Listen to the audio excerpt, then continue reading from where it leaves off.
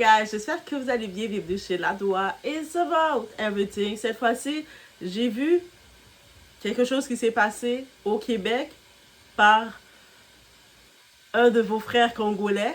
Vous savez qui c'est? Le certain monsieur Mukendi, qui était condamné et qui a pris la fuite et qui est en train de vivre la vie de rockstar au Congo, à Kinshasa. À ce qui paraît, il veut même rentrer dans la politique. On va parler de lui. Pourquoi?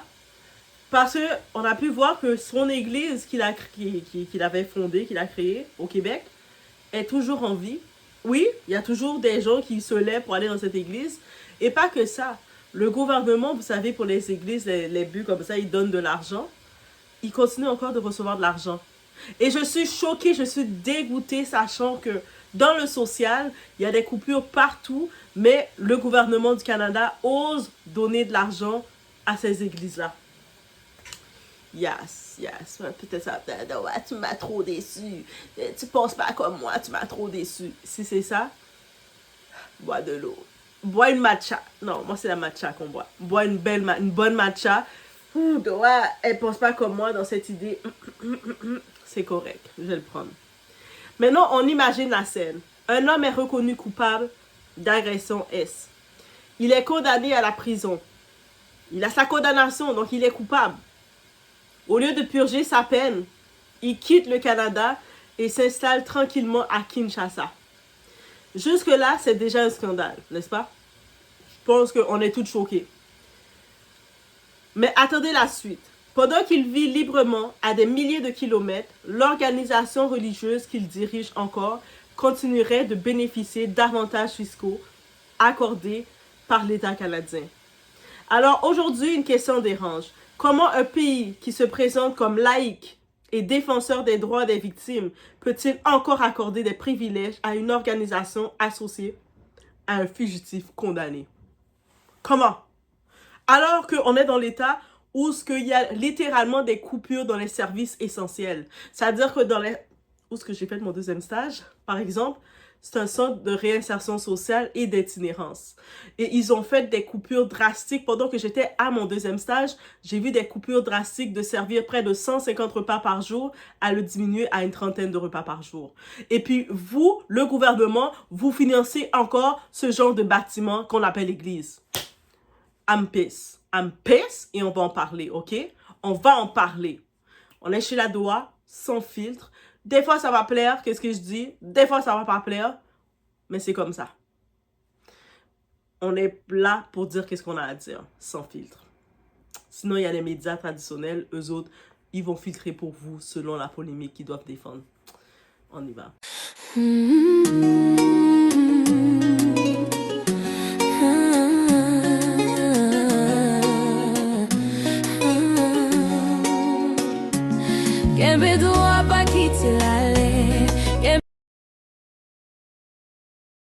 Donc, d'après les informations relayées par plusieurs médias québécois, Paul Mukendi a été condamné pour des infractions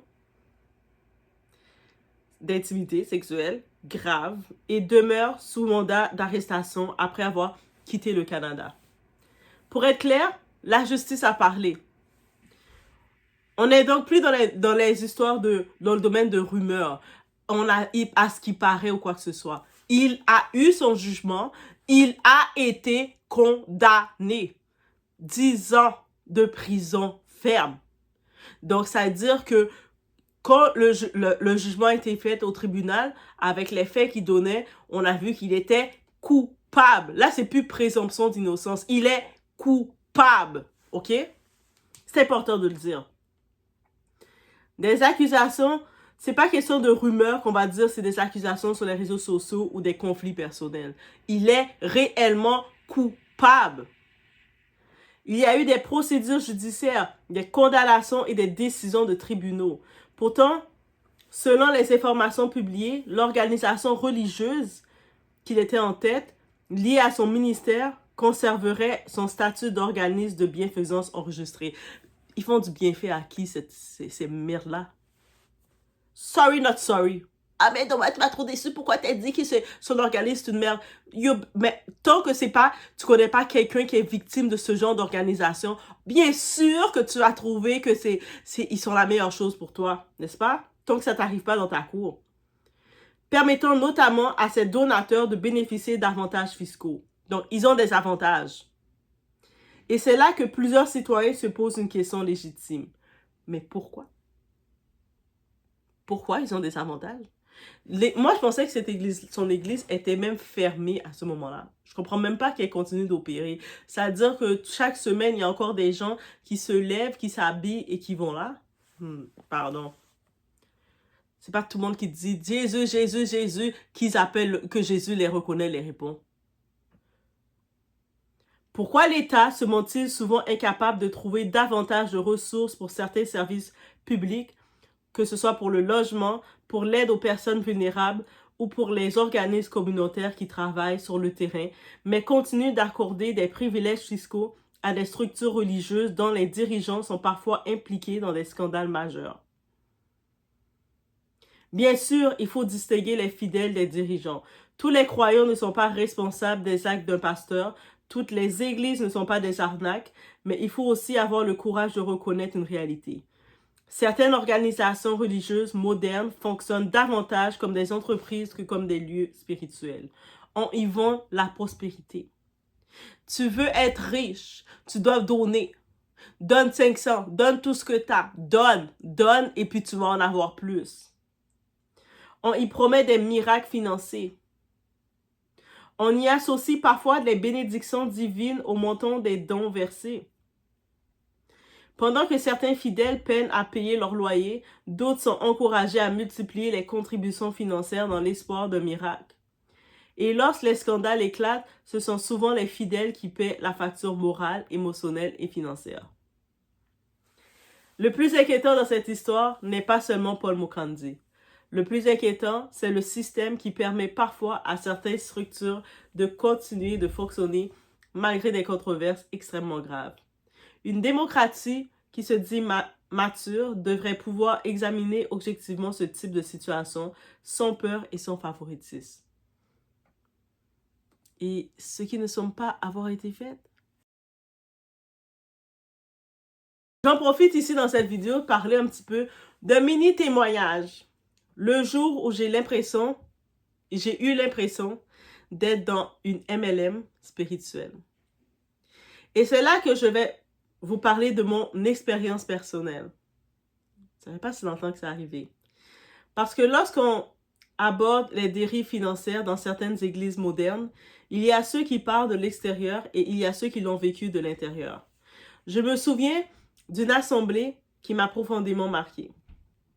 Le thème était simple, prometteur, agrandir la maison. Et quand tu vois ce thème-là, agrandir la maison, toi tu penses, on parle de évangéliser le plus de monde possible, des actions pour être plus présent dans les rues. C'est comme ça que ça me parlait, n'est-ce pas? En plus, quand on arrivait, on voyait plein de petits paquets cadeaux. On était comme, waouh, ils veulent nous donner des cadeaux. Oh my God, ils sont trop gentils. Je suis trop hypersensible. Ah ouais. Au départ, je pensais qu'on allait parler d'évangélisation, d'aide aux familles, de soutien aux personnes vulnérables, de projets communautaires. Mais au fil de la présentation, parce que c'était une présentation, quelque chose m'a mise mal à l'aise. On nous parlait d'engagement à 100%. J'étais comme, ok. Qu'est-ce qu'ils entendent par là? C'est-à-dire que si tu t'investis dans un ministère, tu décides d'être dans l'accueil, tu décides d'investir ton temps déjà, c'est beaucoup, c'est bien. Et puis de temps en temps, tu donnes si tu veux, ok. Mais on te dit d'investir à 100%. Donc l'église, le bâtiment, tu dois l'investir plus que ta propre vie. Et quand on regarde les documents, parce qu'il y avait des documents pamphlets qui nous ont laissés, les fameux petits documents pamphlets qui nous ont laissés, la petite carte ici qu'on a, de comment ça va se passer. Tu sais, comment ça doit se passer pour arriver à l'objectif. Bof, l'objectif, c'est pas trop. C'est quand même faisable, ça se fait bien. Donc, si sur 2 ans, si on respecte cet objectif, on va arriver à 14 400 000 $ pour agrandir la maison, le bâtiment. Si on est sérieux, on investit tous, chaque membre, à 100%. OK. Et là, je regardais sur coût de 150 000, 500 000, 800 000, 750 000, 780 000, 700... Je regardais, j'étais comme... Hein? Est-ce que je me suis trompée? Peut-être que moi, je pensais être dans l'assemblée de mon église, mais finalement, je me suis retrouvée dans un centre, une réunion de meeting financier MLM, multiniveau. Peut-être c'est moi qui s'est trompée aussi d'endroit. Vraiment, je me demande, je n'étais pas située. Et comme je vous dis, les documents sont très clairs. On comprend rapidement que ce n'est pas seulement une question de foi. On demande ton temps, on demande ton implication dans les ministères, on demande ton énergie et on demande aussi ton argent. Et surtout ton argent. Beaucoup d'argent. Des objectifs de plusieurs millions de dollars, des projections sur plusieurs années, des cartes d'engagement. Viens remplir ta carte pour t'engager, pour créer un sentiment d'engagement, n'est-ce pas? Des promesses financières, des campagnes de dons. À un moment donné, je n'avais plus l'impression d'assister à un rassemblement spirituel. J'avais l'impression d'assister à une réunion de marketing multiniveau. Comme si la valeur d'un fidèle se mesurait à son niveau d'implication financière. Comme si servir Dieu n'était plus suffisant. Comme s'il fallait constamment donner davantage pour démontrer sa foi. Parce que ça, c'est le plan sur 2 ans pour arriver à 14 millions, right? Ça, c'est sur 2 ans.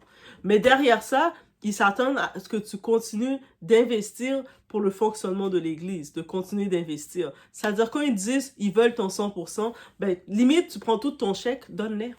On va régler le problème. Pendant toute la présentation, une question tournait dans ma tête. Où sont les âmes dans cette histoire? Où est le message principal? Où est la compassion? Où est l'accompagnement des personnes qui souffrent? J'entendais surtout parler de croissance d'expansion, de projets immobiliers et de dizaines de millions à récolter. Et plus la présentation avançait, plus je me sentais étrangère à ce que j'entendais. Lorsque la rencontre s'est terminée, je me suis levée immédiatement, je n'ai pas perdu trop de temps. Je suis partie rapidement. Je savais déjà que je ne reviendrais pas. Je ne pouvais plus revenir. J'avais plus ma place là. Parce que quelque chose ne fonctionnait plus dans ma conscience. J'observais une organisation déjà prospère. Ils ont des bâtiments, ils ont des infrastructures, ils ont des campagnes de financement, des dirigeants qui vivaient visiblement dans l'abondance. Le pasteur, il y a eu un changement.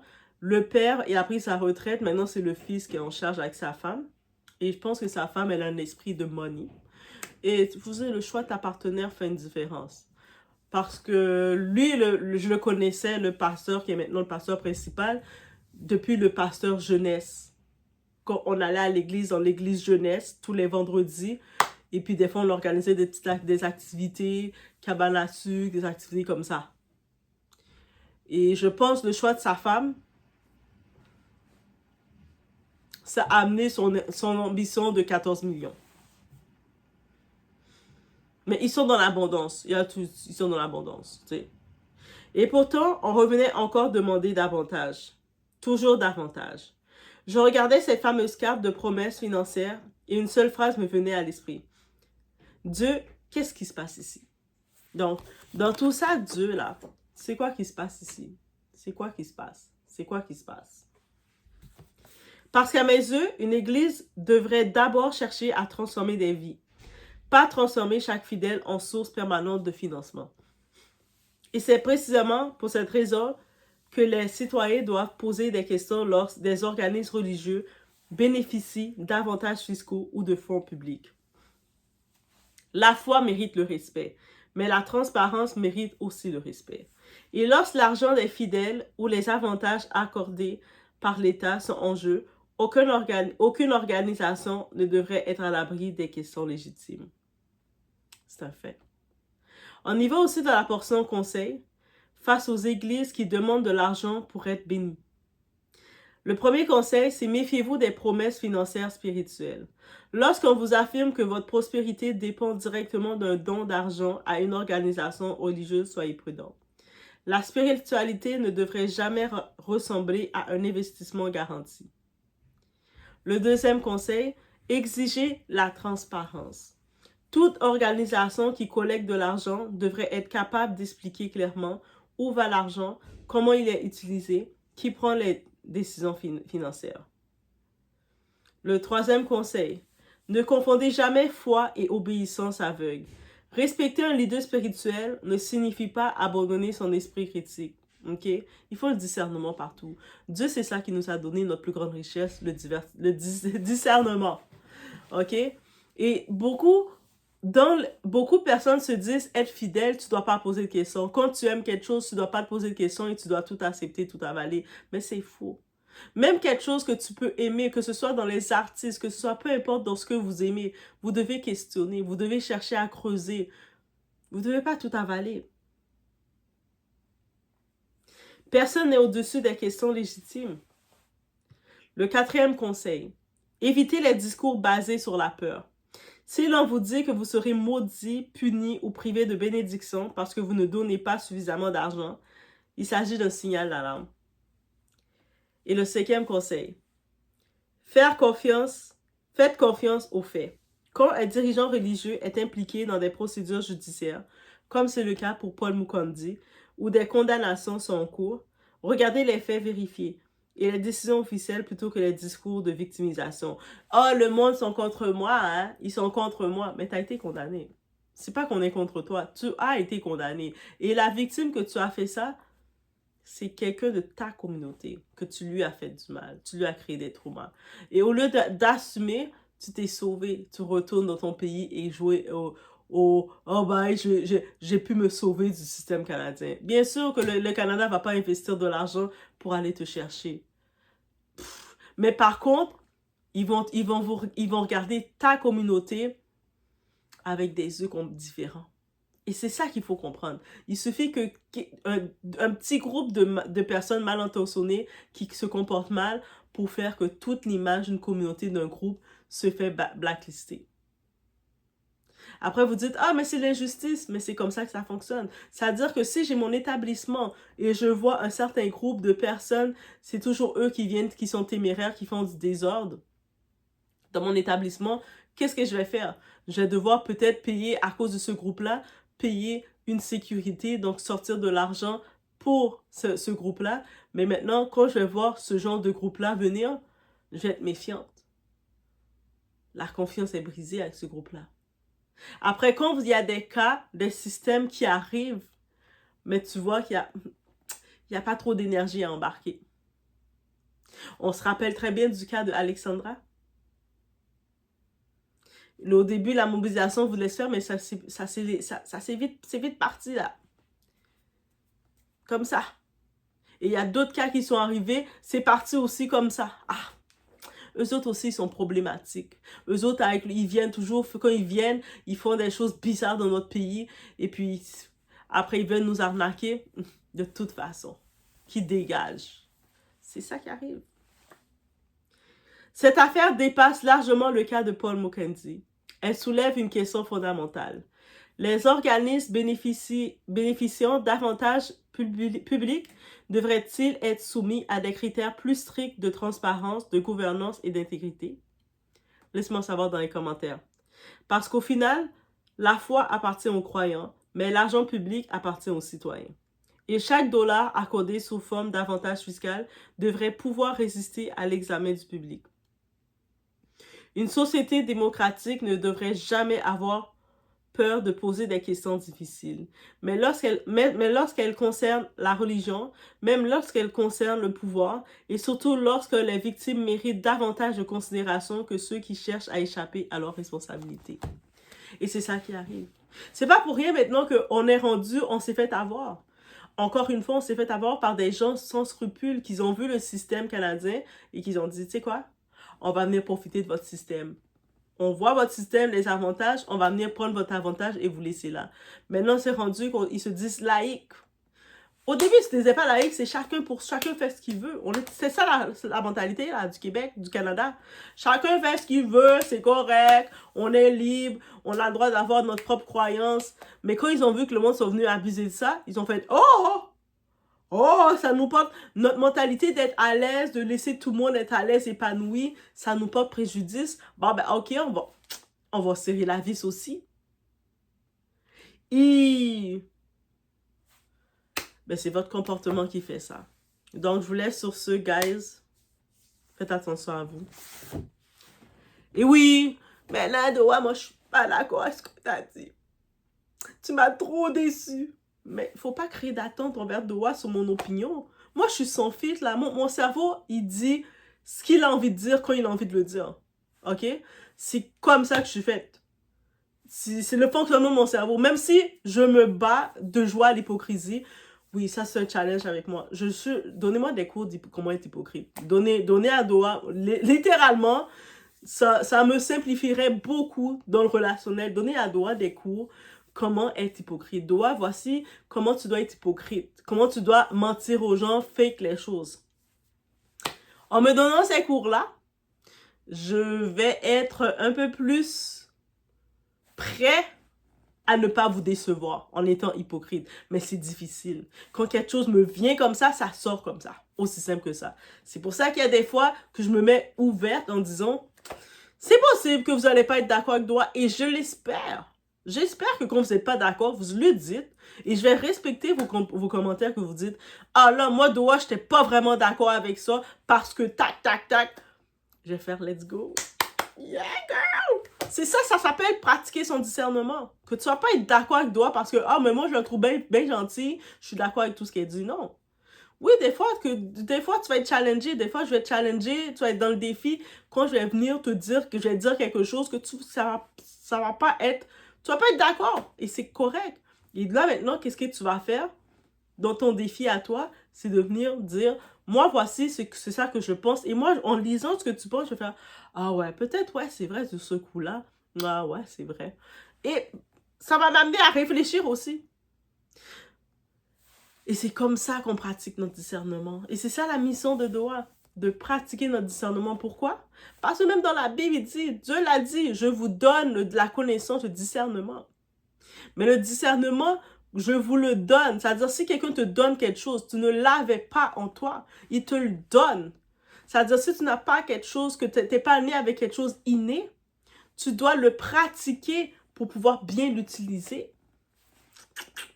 Ça va beaucoup plus loin que ça qu'on dit le discernement. On doit pratiquer notre discernement. C'est pour ça que quand je regarde les actualités, les nouvelles et tout, moi, je regarde et je m'arrête sur ma façon que je vois commencer. Qu'est-ce qu'on peut ressortir? Parce que dès que je vois une actualité, la première chose, je me dis, c'est quoi que je peux en ressortir de tout ça? Même si ça parle des célébrités. Les célébrités, dites-vous, c'est des visuels. Peu importe les personnalités, célébrités, personnages, ce sont des visuels pour qu'on reconnaît toutes pour nous représenter qu'est-ce qui se passe. Mais la première chose, je me dis, qu'est-ce que je peux ressortir de tout ça? Ah ouais, ça. Ok, je vais sur cette idée-là avec cette nouvelle. Et je m'en vais dans cet angle-là. Aussi simple que ça. Donc oui, des fois, avec mon côté sans filtre, je vais pas toujours... Je vais vous décevoir des fois. Parce que vous allez dire, oh my God, elle n'a pas été dans le même sens que je voulais. Elle m'a déçue. Elle est mauvaise. Ah, un autre moment, tu vas voir un autre sujet, tu vas dire, oh my God, je l'aime trop. Ça va être partagé. Des fois, je vais l'aimer, des fois, je vais pas l'aimer, des fois, elle est trop sans filtre, elle est pas assez... Ouh, je sais. C'est correct. L'important, c'est qu'on pratique ensemble notre discernement. Et quand on pratique le discernement, ça veut dire que même quand quelqu'un va vous donner une actualité, va vous dire quelque chose, guess what? Qu'est-ce que vous allez penser à moi malgré tout. Et c'est là que vous allez vous rendre compte que vous n'étiez pas tombé sur n'importe qui. Quand vous allez penser à moi, c'est quand quelqu'un va vous dire quelque chose, votre cerveau va pratiquer tout seul le discernement. Ok, mais qu'est-ce que je peux retenir de tout ça? Et puis là, votre cerveau va faire... va commencer à poser la question. Et là, vous allez faire, ok. Il y a des nouvelles qu'on va vous dire, oh, il n'y a rien à ressortir. Moi, peut-être il y a quelque chose à ressortir, mais moi, j'ai rien capté. Je passe au suivant. Parce qu'il y a beaucoup d'actualités que je pourrais parler. C'est pour ça que je mets It's About Everything. Des fois, je peux parler de sport. Des fois, je vais regarder, je vais parler de géopolitique. Des fois, je vais parler de religion. Je vais parler de tout. Mais je vais toujours parler de qu'est-ce qui a capté mon attention, qu'est-ce que je peux retenir. C'est toujours la question que je me pose principale. Donc, ma forme est toujours sans filtre. Oui, oui, oui. J'ai pas gradué pour apprendre à être diplomate ou être hypocrite. Donc, quand je pense quelque chose, ça sort comme ça. Prip, prip, prip. Et quand ça finit de sortir, ben c'est sorti. Je garde pas ça en moi. Je sors. C'est pour ça, c'est la beauté aussi d'être sur cette forme-là. Parce que quand tout sort d'un coup en toi, mais tu peux pas tenir rancune. Parce que c'est déjà sorti. Quand c'est déjà sorti après, je fais comme, ah ouais? Ah, ok. Mais c'est déjà réellement sorti. Donc, le temps de le garder puis de ruminer sur quelque chose, j'ai pas le temps de le faire. C'est sorti. C'est rentré, c'est sorti. Ça fait un... Donc, c'est plus dans ma table. Donc, je vous laisse sur ce, guys. Mais c'est une bonne réflexion qu'on doit avoir sur ce. On se retrouve aux prochaines vidéos.